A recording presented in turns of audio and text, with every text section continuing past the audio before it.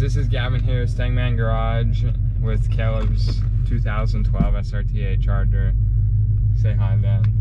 Hey guys, what's up? I'm stuck in the back.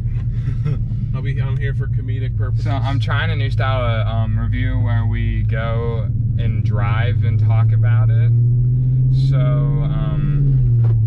I guess before we start talking about what's done to it, how did you get into cars? So growing up, our entire family shared a hobby of Hot Wheels. It's kind of been our thing for probably the last 20 years. 23, by the way. Gotcha. So since you were born? Yeah. So then, like, through collecting, you would learn, like, certain cars. Like, let's say they came out with the 2011 Dodge Charger, and you'd be like, oh, well, what engine does it have? And it's a, 5.7 Hemi, and yeah.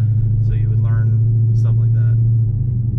So, why exactly did you buy this specific platform? So that's a kind of a tough question. To say that I favor muscle cars over any other car is totally false. If you want my honest opinion, it came down to 3 vehicles. It would have been a R32 Skyline. I was very tempted on buying one of those when I was in college, but financially, and then the whole exporting is kind of difficult. Yeah. A E92 M3. Okay. The only M with a V8. I personally always have loved those cars. What years? That would have been, I believe, a 2007 or 8 to about 10 or 12. Those things scream. Those are great platforms. Yeah. They're awesome. And then you get them with manuals, right? Naturally aspirated manual. Yep. And then this car came along. I was actually working at the dealership at the time. It was in the front lot. It was the customer's car at the time, and I had seen it, and I was like, wow, I've never seen a Charger srt8 of that color. And then a couple days later, it was in our back lot that it was traded in, and then we negotiated, and I picked it up. Is this a rare color for this Charger? Everybody would probably say yes. I'm no numbers person, but on like a lot of the forums and pages that I'm on, they say that there's like less than 30 examples or so. Oh wow! Wow. So in the 2012 year was the first year for the Charger to get a 6.4. Okay. They did their basic launch colors: silver, white, black, red, and then in 2012, I guess they saw the success and they kind of wanted to throw a little more flair at it. Then you could start getting like your Hemi orange and this blue, which is Blue Streak Pearl. And then when 2013 came around, everybody wanted this color. They changed it to Jazz Blue, which is more like a deep color. Yeah. Okay, so what engine performance mods are done to it? So the engine, well, I guess I should talk about ownership first. Yeah. So I'm the second owner of the vehicle. The first owner, believe it or not, it's more of a local guy. I actually went and met him. Totally out of the blue, it was totally random. I just wanted to.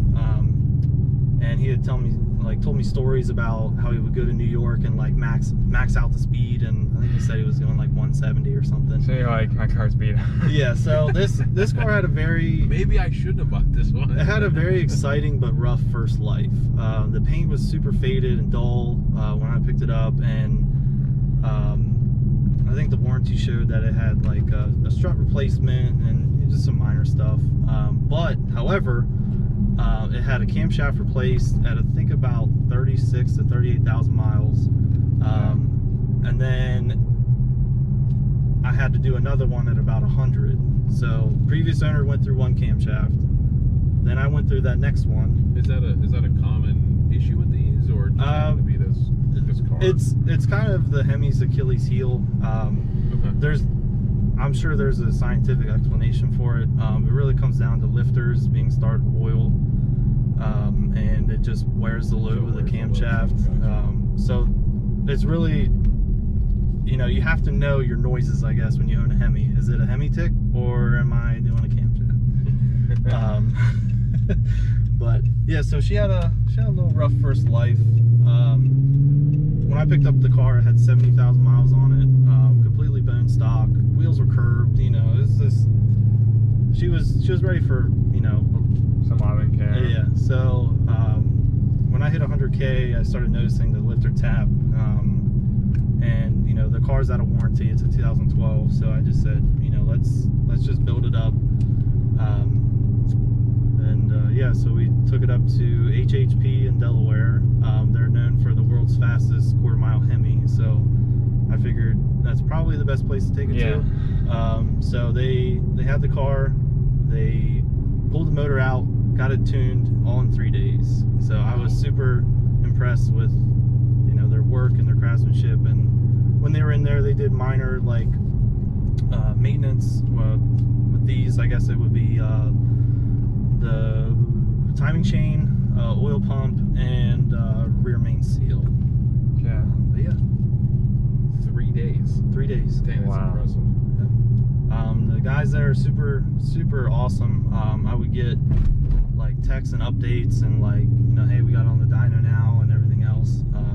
Super awesome guys. So I know that these roads are pretty smooth we're driving on, but it doesn't feel like every bump you hit, it doesn't beat the crap out of you. Sure. So what's done to the suspension?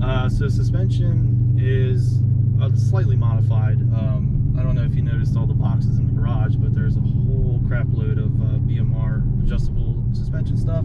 Gotcha. That's going to be at a later date. But suspension wise, it's on the factory Bilsteins, which have a active dampening mode. If you go into the entertainment center and put it in sport mode, it's on K&W adjustable lowering springs. I really wanted something that I could adjust, you know, ride height if needed, and that kind of fit my build. And K&W is such a reputable brand that I really couldn't say no to it. Now to do it on the fly, you can do the fronts on the fly, but the rears you kind of have to get it on a lift. Okay. But yeah, so it's on those, and then I have B Woody front and rear strut bar end links, or no, sway bar end links, and Is it the factory sway bars? yep, still factory sway bars. Are they just shorter because it's lowered now? So they're not actually shorter. If you do a short, that's more like a drag setup. They're actually thicker. Oh, okay. I guess they had some issues where when you go to put the power down, it kind of breaks them. So That's a problem. Yeah. Well, speaking of power, how much horsepower and torque does it have?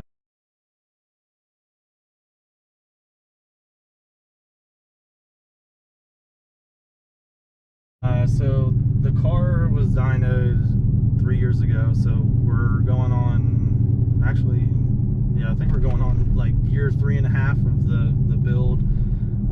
At the time it made 495 wheel horsepower and about 475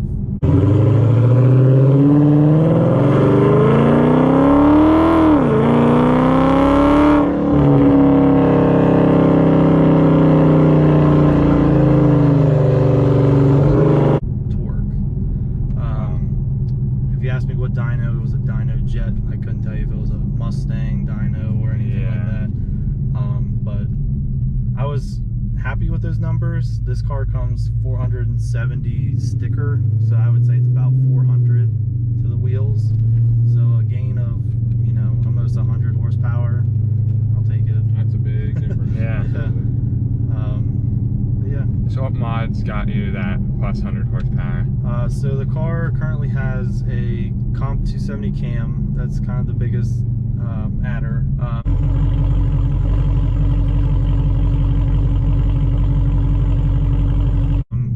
Whenever you cam Hemis, you have to do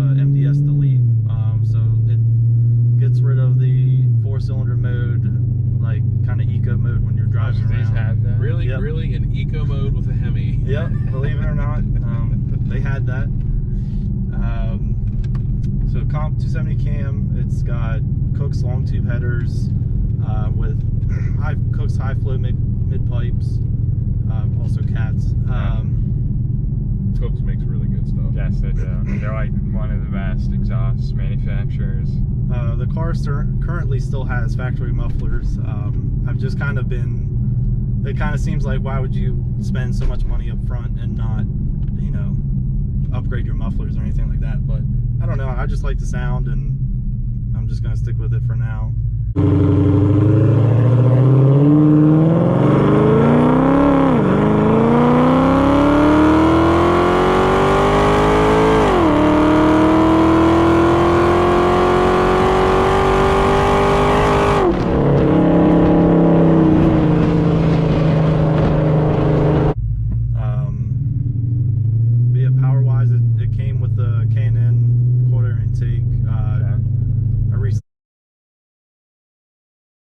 Just changed out the filter because it was disgusting. Like to the point where you can't clean a K&N anymore. You just have to replace it. Yeah, I'm trying to think that's about it. Oh, and it's tuned obviously, but it's besides the point. Okay, so I don't know if you guys have noticed, but him and I are sitting in racing seats with harnesses. So what type of seats are these, and what harnesses? So they are Brom. I believe they're Elite X is like the model seats. It's a cop. It's kind of awesome. So yeah, Brom Elite X's. The harnesses are Brom 4-point harnesses. I didn't want a 5-point because it kind of goes in between your legs, and it's kind of like a uncomfortable looking, like yeah. Like if I was racing it, then maybe you'd consider. Sure.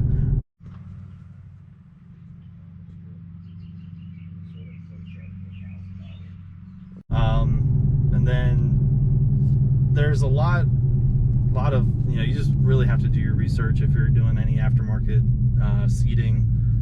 Just make sure like you have seat sizes and brackets, and try to stay away from the word universal.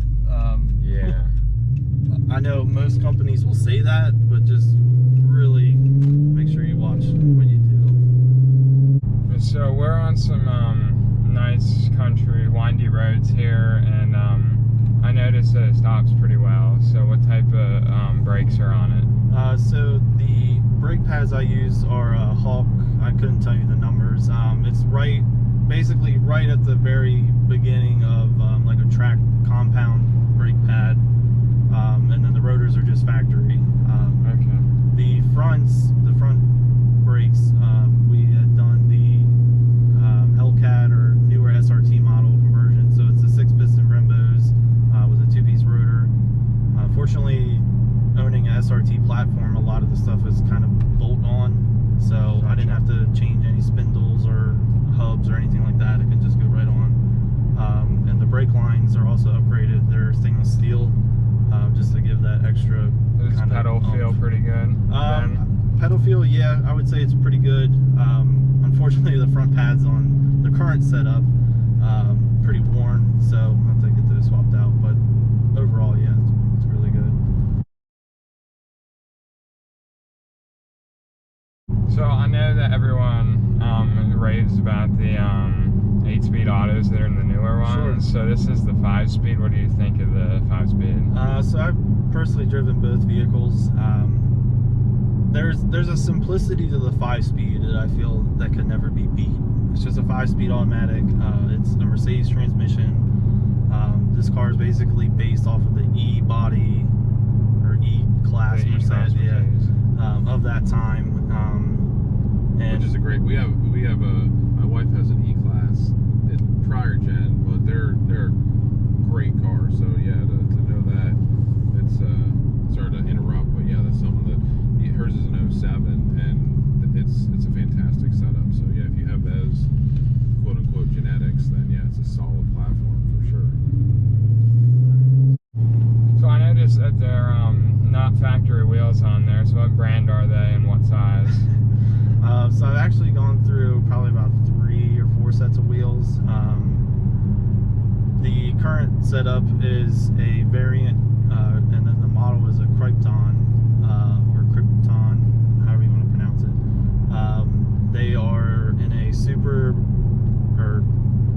super black chrome finish. The fronts are 20 by 9s, and then I had meticulously made sure that they cleared the calipers.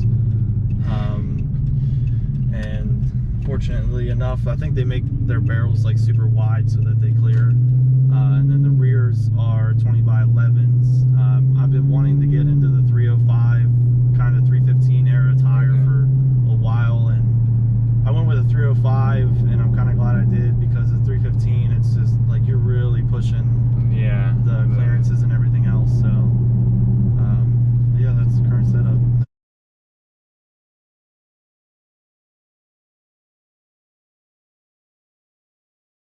Does it look well? So I have. That's a loaded question. Yeah. So I have cheap tires on right now. I believe I paid like $560 for all 4 of them. Okay, So I want to say we paid that much for just my rear tires. Yeah, so they're all seasons. This is something I typically wouldn't run, but I do not want to track these wheels, so I just said why not. So, but I mean, we can find out. I'm totally fine with that. Do you so when you said track, are you, obviously we got racing seats and harnesses and everything, Sure. and I'm holding on for dear life in the back because I have the regular seat belt. So are you going to be doing like road course specific things? Sure. Or like what's your plan with that? Is this a great build? I really wanted to get on the track last year. It was kind of right when COVID hit. There was a lot of COVID regulations that I really wasn't, I don't want to say comfortable with, but just kind of would ruin the experience. Yeah, put a hamper on it. Sure. Yeah. So the push was to do it this year, but do you want this on camera? I had recently had COVID. Yeah, I Y'all don't care. safe. Okay. Okay. Time out. Okay. Yeah, a lot of people have had it, Sure. so it's spread around the world. I'm totally in the clear, by the way. Just that was like last time I had talked to you. Yeah, it was about like 3 weeks ago, so he's perfectly fine. Okay. Anyway. Gotta be hush hush. Yeah. So hell yeah. Look at that.